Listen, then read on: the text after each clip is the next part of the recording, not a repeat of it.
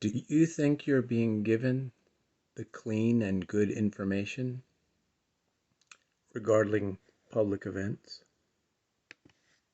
It's thinking people to ask some very important questions, like, why did the American government come up with such a lame and improbable scenario to account for what had happened? And then why did they stick with it so dogmatically for so many years afterwards? Exactly what and who are they protecting? And how can it be that even such venerable institutions as the BBC have played along with this charade in the intervening decades? We now know that there were actually 8 riflemen firing at the president on that day. We know where they were located in Dealey Plaza, and We know where they were located in Dealey Plaza, and we know their names, and we know how much they were paid.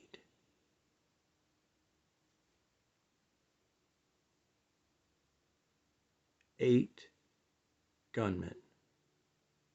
We know their names, and we know how much they were paid. and we know their names. However, those with sharp eyes will already be asking themselves why we were only showing the location of 6 assassins in this schematic.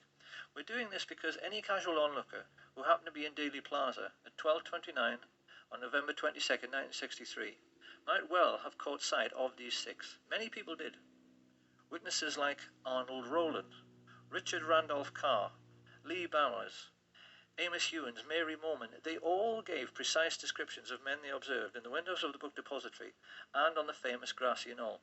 But none of them observed 2 of the riflemen who shot at the president. No one did. And the reason why no one did is itself the key to the mystery. A mystery which begins with a very simple question.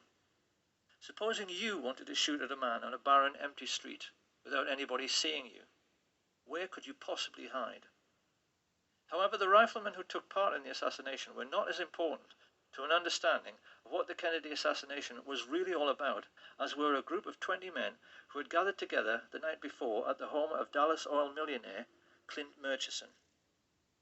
These men were a much more important part of the story than the assassins themselves, because they hired the 8 snipers and paid them. They hired the 8 snipers, and they paid them.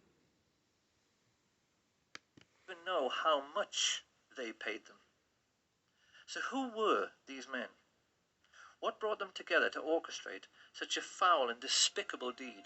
Why did they, and more importantly those who came after them, cover up the crime with such ruthless brutality for so long afterwards?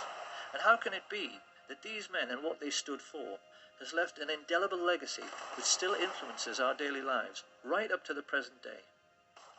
To answer these questions, we must inevitably step back into history. And most people will not like this very much, because most people have very little interest in history. This, however... Most people have very little interest in history.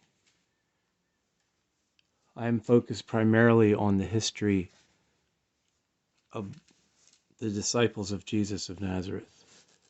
But this is an excerpt from the video "Everything is a Rich Man's Trick, JFK to 911. Please watch this entire film.